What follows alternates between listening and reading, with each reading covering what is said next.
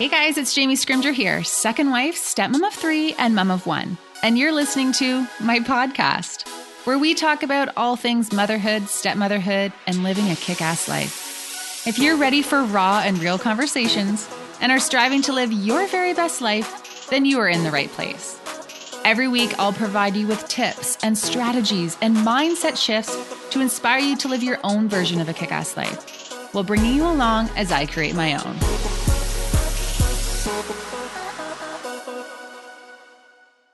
Okay, guys, welcome back to the podcast. Today, I am so excited because I have Kelly McDonnell Arnold on. And guys, she is a certified sexologist. Not only that, she's an individual and relationship therapist, a master level registered social worker. Guys, she's pretty much just like a sex and relationship guru. So welcome, Kelly. Oh my goodness. Thank you. And that was like such a nice introduction. Thank you. I don't know about guru, but I definitely have a passion for all things sex and relationships for sure. Yeah, you are totally an expert. Every time I talk to you, I'm like, oh my gosh, she is so smart. So do you want to just kind of give me, before we get started, I have like so many questions to hammer at you, but why don't you just kind of tell the listeners like a little bit about yourself, what you do, where they can find you, all of that jazz. Yeah, sure. I'd love to. So I am a sex and relationship therapist in Kitchener, Waterloo.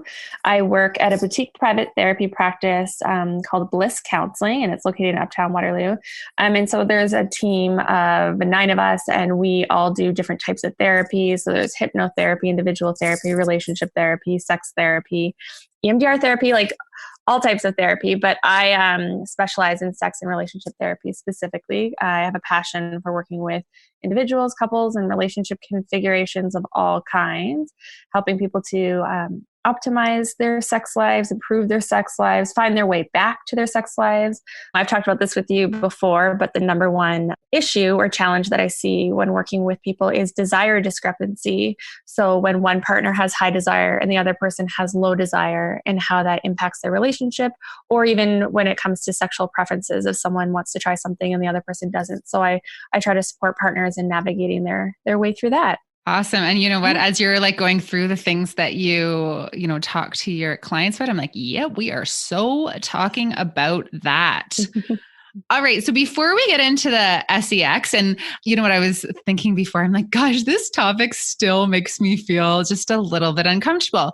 But I think that's normal. People feel uncomfortable talking about sex, right? Because it's a private thing, but I don't feel like maybe it shouldn't be so. Well, it should be private, but not something that people feel embarrassed to talk about.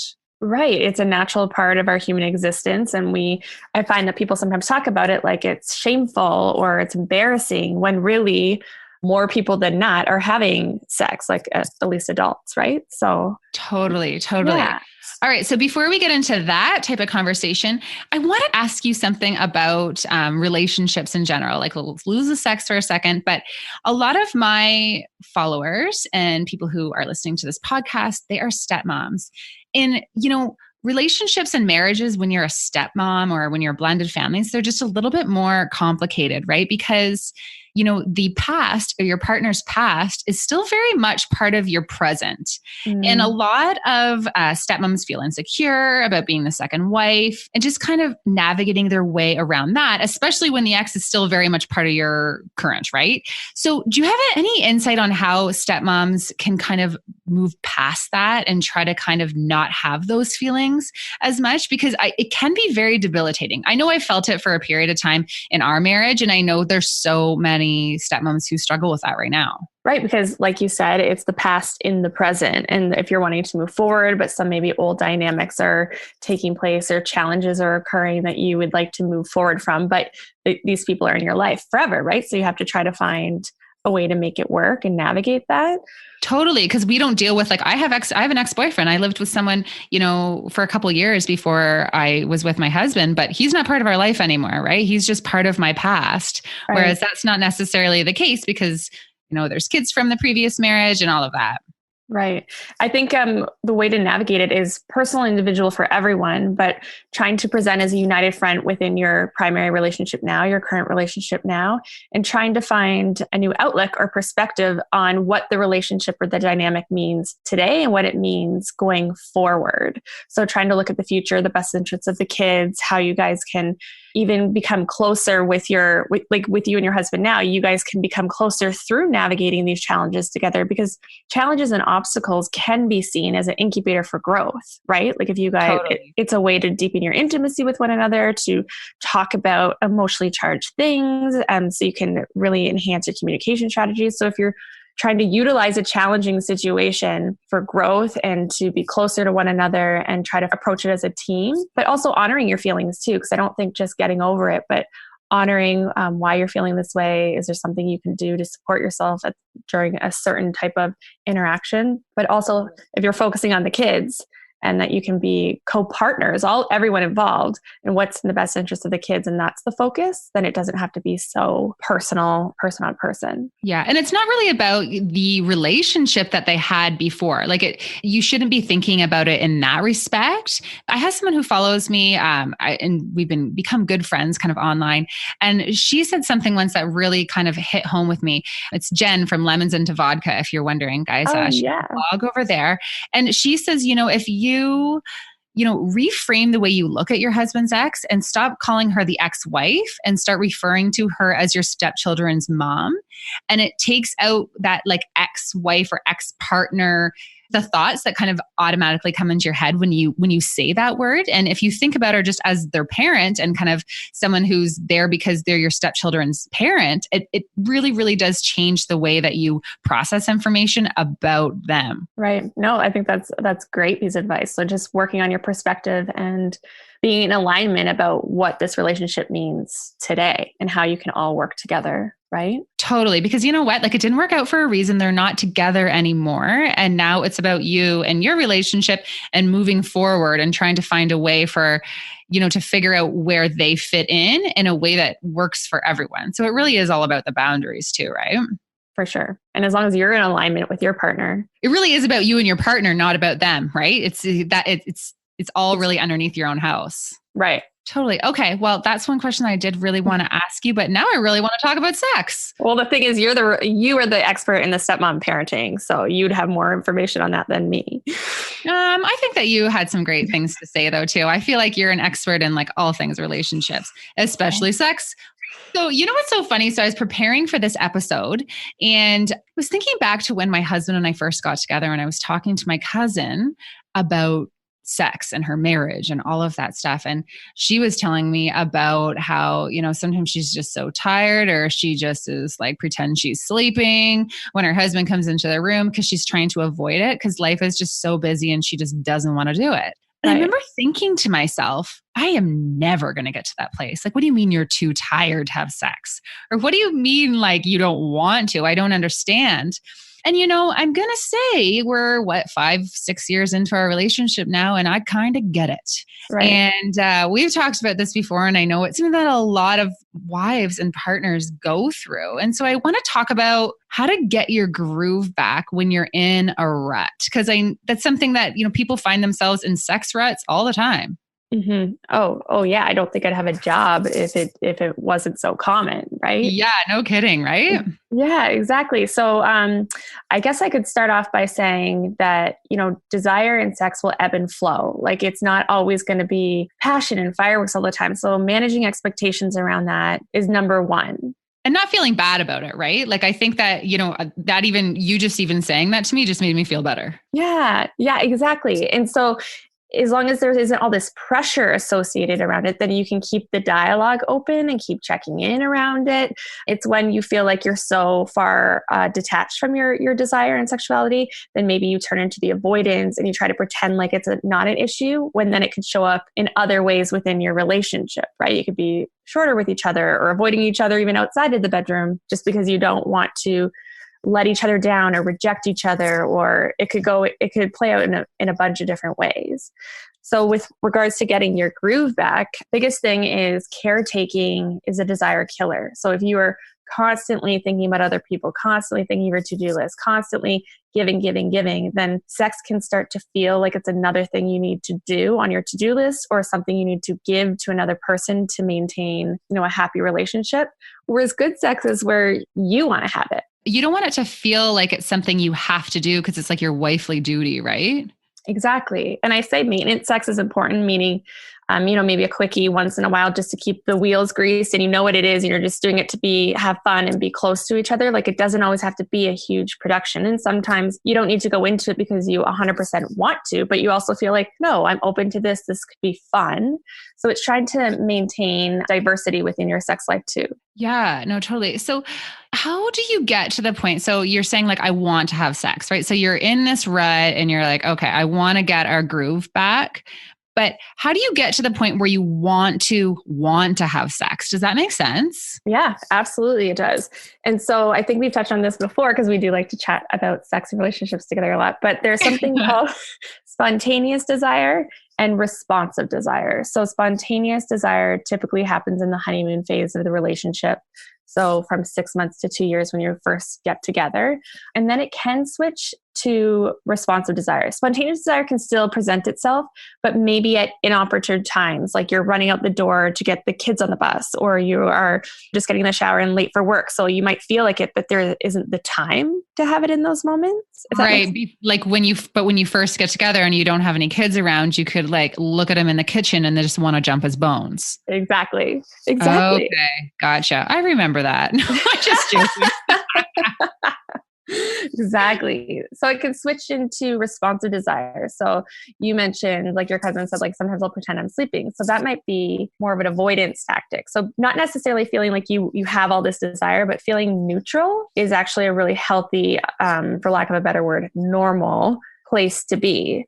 So feeling like not necessarily that you want to jump your partner's bones, but also feeling like you absolutely don't want them anywhere near you is a really healthy place to be. Okay. So then when you're neutral, you can I think we talked about this before where you're like, yeah, I could do that. Like I could go there right now. Right. So if you feel like you have the space and time and somewhat energy, if you engage with it, then desire might present itself. You may become aroused first and then desire will present itself, or desire can present itself during sex at that time. But if you give yourself, 15, 20 minutes to engage in it and build up, then desire is more likely to present itself, if that makes sense. Right.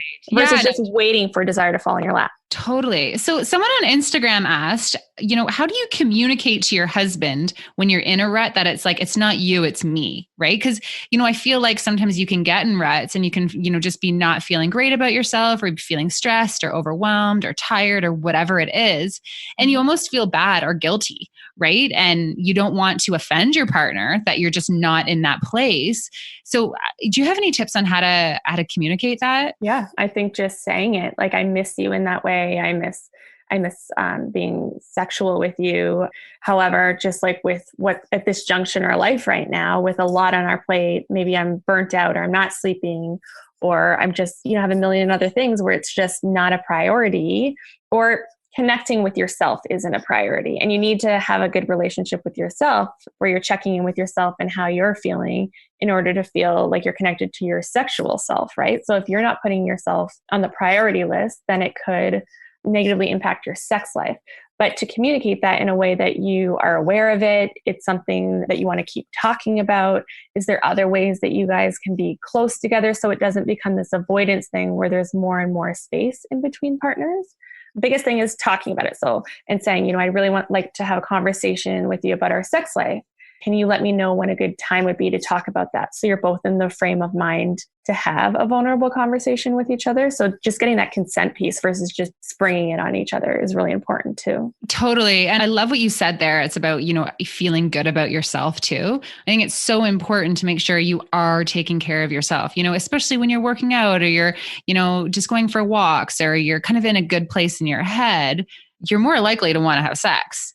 And on the same note, I think sometimes our partners don't understand that, for when you're talking about like a man and a woman and their relationship, like men are turned on in very different ways than, well, actually, I don't know how they're turned on because I'm not like a man, but I think from what I have experienced, it's more of like a physical thing, right? Like they can be super stressed out and all this stuff is going on, but they can still be turned on because it's more physical for them. Whereas I find for, women, and do you know what really turns me on is like, honey, when you help me out with the dishes, like that makes me feel connected to you and like we're on the same team. And that makes me more excited about doing whatever we need to do tonight in the bedroom. Right. And I feel like it's hard. I think that's hard for men to understand. Meaning that the emotional closeness piece feeds into your fuels, your sexual response cycle. Totally. It's like, buddy, if you just clean up the shoes by the door and like help me with like a few of the tasks with the kids, I'm way more likely to feel turned on tonight. And like, how do you explain that to them when that's just not their way of looking? It's like that men are from Mars, women are from Venus kind of thing, right? Yeah. Well, I think you're hitting on it where males tend to they have more connection to the spontaneous desire. So it's easier to tap into that still. Whereas females tend to be, and this isn't for everyone, but just majority tend to be in that place of responsive desire. So, and desire is motivation. So what is the motivation to have sex? And you don't want it to be 100% tied to keeping my partner happy so we're not fighting. Like there also that could be an element, but what is it for you? What are you going to get out of it? Right. And so changing the context of what's going on is really important. So if there is a bunch of clutter and everything is on your to-do list, having your partner help you take some of that stuff off your to-do list opens up the capacity for you to connect with them in that way. And you have the motivation to be close to them because the space is there to do that when they're supporting you. You don't want to be lying there thinking about all the stuff you have to do. And right. I know there's people who can relate to what I'm saying there, right? Like you want to be in the zone. You got it. And so back to the context, if you can change the context, so change the mood, change the energy, then suddenly or gradually you might be into it. So a metaphor that I've stumbled across would be, if you don't like to hike, then you need to feel like it's a really nice day outside where the temperature feels good and you have a bit of energy to go for a hike where you might actually enjoy it. But if you like hiking no matter what, then it doesn't really matter. You'll just go do it, right? So it really is about figuring out the context. So if there is a ton of chaos in the house and too much on your plate, then you need to shift that to how can you make it a really nice day outside so you'll want to go for a hike. And then how can you both set that up together? So like often the men will like to hike no matter what the weather is. Right. And the women like to have a certain atmosphere in order to enjoy it. And feel like it's actually pleasurable. Exactly. Right. Okay. Yeah. No, that is a really good point. And I think that'll be really helpful for a lot of the women listening. Cause I think, as much as we don't like to admit it, we all get into these places and have these feelings about sex. And it's not a fun place to be, especially when you're in your relationship, because when you aren't at your best with your partner, it trickles into other areas of your life and into your family as well. So it is important to be thinking about this stuff instead of being like, I just don't want to have sex right now. Like I'm going to avoid it. I'm not going to have that conversation. Like, let's just kind of, see what happens and work through this rut without actually working through it. Right. Because then really the quality of the relationship becomes a bigger determining factor of whether or not you want to engage in sex. Because it doesn't always have to be to have orgasms and climaxes, but it could be. Well, those are always nice though. Yeah, nice icing. For sure. Icing on the cake, right? But it could just be for that intimacy and connection. You want to feel close to your partner.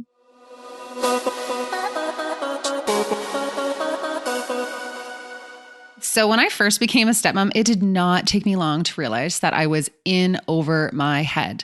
So one night I found myself sitting on the bathroom floor, bawling my eyes out, wondering what the heck I was thinking marrying a man with 3 kids and an ex-wife.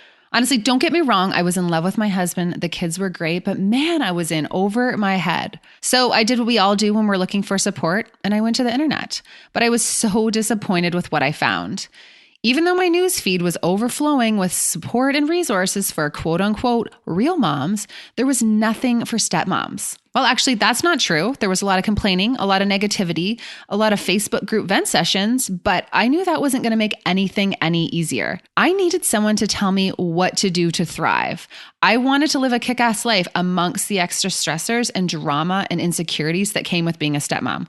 I really just wanted to have a great family life. So I decided to figure it out on my own. And after a lot of work on myself, a lot of work on my marriage, some therapy, and digging deep into all the step family resources I could find, the stressors that used to send me to the bathroom floor or feel so overwhelmed that my hands would literally shake don't even faze me anymore. Want to know what I did to get to this place? Well, I will show you exactly how. So the Kick-Ass Stepmom Project is an exclusive community and course for stepmoms, and it outlines step by step what I did to change my step family life. So as a life coach with a specialization in step family dynamics, a former child protection worker, a stepmom, and a child of divorce, I've basically combined my personal and professional experience and created the type of support that I was looking for when I found myself on that bathroom floor.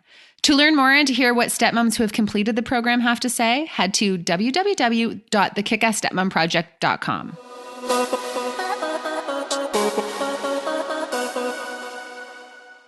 Okay, so Christy on Instagram wanted to know, her and everyone else wants to know, how do you make time for sex during a really busy season in life? And so we were just talking about like the spontaneous sex. There's probably not as much spontaneous sex when you're super busy with the kids and running around and all of that kind of stuff. Do you recommend like scheduling in sex? Absolutely. So like sex at 9:00, like PM, like in your calendar? Yeah, I think that it can be so valuable at those busy times in life because it means you're making it a priority. You're scheduling, carving out the time to set up the environment so it's conducive to a relaxing, intimate, enjoyable, pleasurable encounter. And then it's something that you can prepare for individually. Like, do I want to make sure I shave my legs? Or do I want to make sure I got a really good night's sleep the night before? Or do I want to make sure I work out today? Or do I want to make sure whatever you want to do to make you feel good in your own body? And then you can even start to be a little bit more playful and flirty. Like, I'm really looking for a date night. I'm really looking forward to how this is, spending time with you in that way. So you can leverage it in a bunch of different areas versus just saying, going from washing the dishes and then meeting you at 9:00 for the meeting. It's like, what else can you do to make sure that it's actually going to be fun? Totally. So we should all like do an invite on our calendar, like schedule in sex and then like send it to our partners and invite them. Can you imagine getting that email? I feel like they would love it. Exactly. Why not? Right. And it doesn't have to be all the time, but when you know life's going to be crazy and it's going to be hard for you to be connected to your pleasure, your desire, your sexuality, and that's also something you want to make a priority in your relationship, then carve out the time for it. How often are people having sex? Like the average couple, how often are they having sex a week? Good question. So I don't even have the answer, but I guess the biggest thing is people like to, based on some research Dr. Robin Milhausen did at the University of Guelph, she actually said that people actually like to know what other people are, how much sex other people are having in order to. I really want to know. Yeah, in order to figure out how much sex they should be having. So it's really about keeping up with the Joneses, like how much sex should I be having? But other research has said that once a week is like a really sweet spot for partners. Any more than that, you might not feel like even better, but if it goes longer than that, you could start to feel the effects of it, but also it ebbs and it flows. And that's just like an average. And that's not necessarily ideal for everybody either. Some people, it might be once a month, and if that works for them, that's totally okay too. It's really about what works for the partners. Totally. Once a week, I can totally handle once a week. Right? Yeah. Right. That's, what I thought you were going to say a higher number. I really, really did. It's interesting because sometimes people will be like, we're not having enough sex and we're only doing it like 2 times a week. And other people will be like, we're not having enough sex. We're doing it 2 times a year. So it's really subjective and how it affects you personally and then your relationship. It really doesn't really matter outside of that. Totally. And, I've said this before, I really feel like sex and like hot yoga and like going for runs, they're all those things that it's like you sometimes avoid doing them because you're just tired or, it's what falls off your to-do list. But then after you do it, you're like, oh my gosh, why don't I do that more often? Like it feels good. It feels nice to kind of get back on that horse. So totally get it. You need to kind of keep it regular so that you don't find yourself in that rut. And to even piggyback on what you're saying, because you're absolutely right, keeping those wheels greased and like having sex. But another big factor, important factor is, are you having a type of sex that you're interested in having? So do you know your sexual script and it's going to be the same thing all of the time? Because even when people will say like, you can go out for this elaborate fancy meal and it's amazing. But if you have that elaborate fancy meal 100 times, you get a little sick of it and you just want something quick and fast. So it is really about what kind of sex are you interested in having? Are you getting like pleasure and satisfaction out of that, whether that's emotionally or physically? Do you need a little bit more excitement, novelty, newness? And not every time, but you do need to have that diversity where once in a while you can have a new, really like, wow, that was awesome, that will carry you through some other kind of basic sexual interactions, but that eventually those can be a little bit monotonous. So then you need to switch it up one more time and then that will carry you. So you do need to have that sexual stimulus. Is this a type of sex I'm interested in having? Okay. So question for you there is, so what if you want to try some new things, or, you heard about these new toys and you don't typically use toys in your relationship or whatever it is. Say you want to try something new and you feel maybe uncomfortable talking to your partner about that, right? Because you don't want to offend them by saying, I want to try something new, because you don't want them to feel like, well, don't you like what we're doing right now? Or are you not satisfied? And kind of that type of conversation, but you just want to spice it up a little bit. Do you have any kind of advice on how to navigate those conversations? Yeah, even just going back to the whole asking for permission. So I would like to really, I want to have a conversation with you about our sex life. Can you let me know a good time for you? So then we're both in the right frame of mind to be able to have a vulnerable, maybe awkward, funny, or maybe scary conversation about it, right? Like however that might feel for you. But so you're both in the right frame of mind to be able to have a productive conversation about it.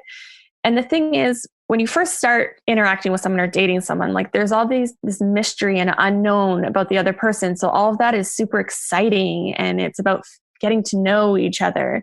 So why not use that by introducing that through the communication by saying, I really want to explore our edges a bit more with our sex life. Like what we're doing is awesome. It's fun, but I want to try something that's pushing up against a bit of our comfort zone so we can learn about each other sexually and have new experiences together that brings that different element of energy into the relationship. Right. I just feel like that would be such an awkward conversation, to be quite honest. Yeah. And so even starting with the positives, like this is what I'm really loving about our sex life. Is there anything, even starting with questions, like, is there anything that you're interested in? Or can we maybe, do some research and say like, oh, these are like, even come back to the next conversation with a couple fantasies or different things that you're interested in trying. And because you're doing some research together about toys or fantasies, or even Google different ways to spice up your sex life, right? And just go through some stuff together. So sometimes using an element of education can be really helpful. I bet that's like a highly searched term on Google. I can guarantee it. It's like really searched, eh? Like there's a lot of information out there. Yeah. Okay. So what if oh my gosh, I have so many questions going through my head right now. Okay. So what if you want to do something and your partner's just like, no, like it just is not in their comfort zone? Like how do you navigate that? Trying to just talk it through, like why is this uncomfortable for you? And just trying to have an understanding and then expressing like why it could be fun for you and why you want to try it as well. Like that, just trying to unpack it a bit more can be helpful, but also respecting like, we don't have to do this now, but maybe just keep it in the back of your mind. And maybe in like a year or two, we could revisit it as well. But putting it out there is really important, right? Totally. And what's so funny? I always talk about communication and relationships and the importance of having these conversations and being open and yada, yada, yada. But I honestly never really thought about it in terms of sex. Okay. Just that you would need to talk about your sex life. I always felt like it was just something that you just did, right? It was an act, you did it and, went on with regular life. But, from what you're saying, there needs to be a lot of talk about it as well. Oh, for sure. Especially because yes, having sex is innate. Like people can do it, but having amazing sex, great sex, that takes exploration and that takes talking and communication. And also what maybe felt good in the first 10 years of your marriage, 20, 30 years go by, you're different people. Like wants and needs and tastes change. Erogenous zones, like areas in your body, will change too. So how are you going to communicate that your evolving sex life or your evolving desire? Yeah. And like I always say, you need to be very deliberate about your relationship and making sure that you're taking time to, have the date night or have those conversations. And if you want to have like a great relationship, you also need to be very deliberate about your sex life and having those conversations too. It's not, I think if you want to be great at anything in life, it takes work. Like you need to be really putting in the effort. You got it. I couldn't agree with you more. And I also wanted to just add that you need to take care of yourself, because also too much, because we're pumping up the communication, which is obviously important and encouraged. But sometimes too much closeness, like a fire needs oxygen to breathe, right? So you do need to maintain an element of separateness and distance, so then you can long and desire one another. Because if you're too enmeshed, how can you long for someone when you already have them? Totally. So just making sure that you're creating a community around yourself. So spending time with your friends, working out, like doing stuff to feed your soul and fuel your energy as well. So you're connected with your aliveness and vitality, so you can bring that to the relationship. Yeah, that is so true. And I find, and my husband, sometimes before he goes away for a weekend, or if he's got a boys' weekend or whatever, when he goes, I'm like, what, I'm glad I like, not that I'm not going to miss him, but it's nice to have that space. And then when he's coming home, I'm like so excited to see him. It's right. Like that space in your relationship, it really does wonders, both sexually and not, right? It's okay to take time to do your own thing. In fact, it makes you a better person. Right. And even just taking care of yourself too. So if you're always in your head thinking like, I'm fat, I'm ugly, who would want me? Like if you're talking to yourself that way, like, what do you want to make love to yourself? So what are you doing to making sure that you're in a place where you feel like, yeah, like I feel sexy, I feel good too. So taking care of yourself as well. Totally. Okay. So Kate has just sent a question, and I think this is, I've been talking a lot on my platform about kind of our journey with secondary infertility and struggling in the whole baby making department. And it's been something that we've been going through for a couple years now. And Kate sent a question, and it sounds like, is dealing with a very similar situation. And she's saying, how do you take the awkward science out of baby making and make it feel spontaneous? Because often when you're trying to make a baby, especially when it's ovulation time. Totally right. And it makes it feel like it's a job, and it takes that sexiness out of it. So do you have any advice on how people who are struggling with secondary infertility or infertility, or even just in the baby making stages in general, can try and, keep that spark alive and take away that whole, it feels like a job thing? Right. Yeah. And, I come across this a lot, because you want to put in the effort and attention and focus to procreating and doing whatever you need to do to set yourself up for as much success as you can. However, with all that focus going there, then it could be taken off of the desire and good sex, right? Totally. And there's so much pressure, right? Yeah. Pressure to perform, especially for the man, right? Yeah. And even there could be a lot of sadness and uncomfortable feelings now associated with your sex life too. And stress. Yep. Stress, right? Which is also a bit of a desire killer. It's like, okay, we got to do this. So I would just encourage people to take their experience in stride, like recognizing that there's a bunch of different layers and factors at play here. And so what can you do to take care of yourself?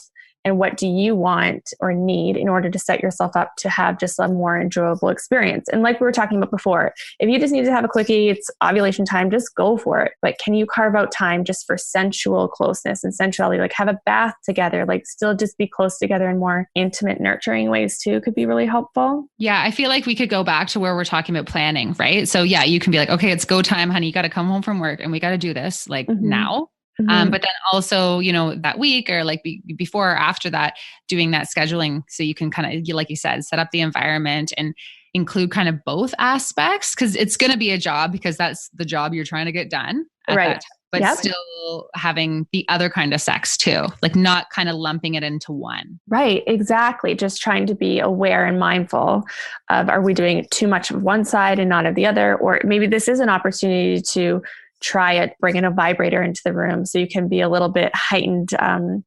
It could be like heightened eroticism and arousal by engaging with the new experience while still working on procreating too. So I think just trying to be a little bit creative and gentle with yourselves during that time. Totally. And again, talking about it, right? Mm-hmm. Yeah, it's always back to the communication, right? So one of the most popular questions that I got, because I did just ask people on Instagram if they had any questions about this, and you're probably expecting this, but how do you have sex when there's kids around? Because they're saying that they feel like there's always kids around, or they're nervous that the kids are going to hear them. And so, finding that time when there really doesn't seem to be that time, and there's always like kids who are awake. One of the girls who wrote in was said, my teenage stepdaughter is always up. So I'm just like nervous that she's going to hear. Yeah. Yeah. And that could be awkward. And again, feeds into the context. Like if your head is not in the game and you're worried about your environment or people hearing you, then you're not going to be able to surrender to the experience and let go and really enjoy yourself, right? Unless you're putting yourself in a situation where you're like wanting to be a little risky, but obviously with your kids, you're not wanting to do that. So I guess my best suggestion would be, again, having those quickies where it's like quick and dirty and just going for it, encouraged, but also making sure that sexual stimulus where that's not the only type of sex you're having is important. So if that means once a month you have to meet at home at lunch hour while the daughter's at school, then do that. Like, what do you need just to switch it up? Even if it can't be every week, can you do it once in a while just to change up that sexual stimulus that will feed you into other types of sex too? Yeah, it goes back to what we were saying about being deliberate, right? And making a plan. Right. Like this is a big barrier right now. Like, how do we work around this? Totally. And you know what? Before we had this conversation, I would have thought that being deliberate about your sex life and making those plans would take the sexy out of it. But it actually, now that kind of we're like mulling through it, I think that it does make it a little more fun and exciting, actually. See? Yeah. You see? Got it?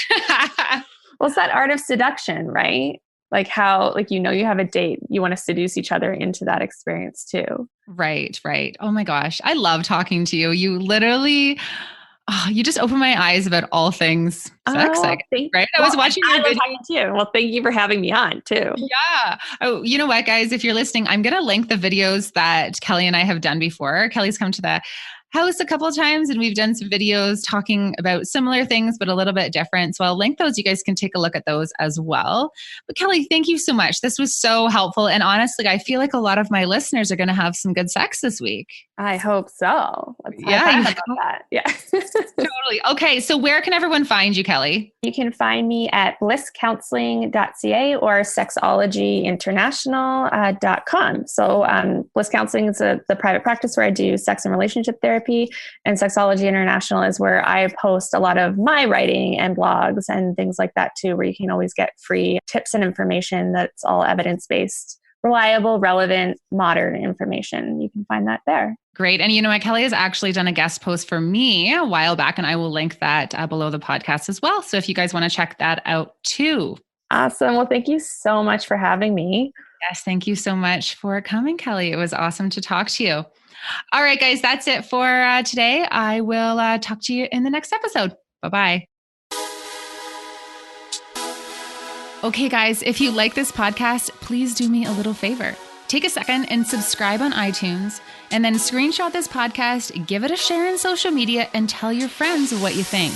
And hey, don't forget to tag me so that I can thank you for helping me spread the word. Thanks so much, and I will talk to you next week.